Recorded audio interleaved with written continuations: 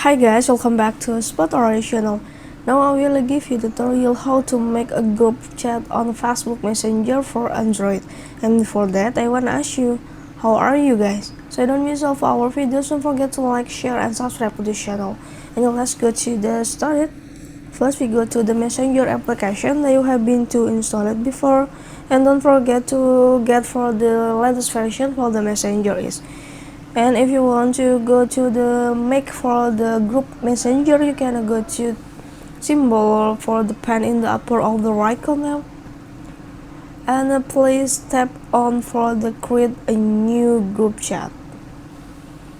Okay, search for the one of that you have to the contact, and after that you can go to the next in the upper of the right corner and place your group name chat here. And after that, if you down to type it for the name your new chat as your name your group chat, you can tap the create in the upper of the right corner. And now you create for your group chat. It's very simple way to do it. Okay, I think it's you now to how to make a group chat on Facebook Messenger for Android. I hope this video is useful for you. Thank you for the attention. Have a nice day and bye.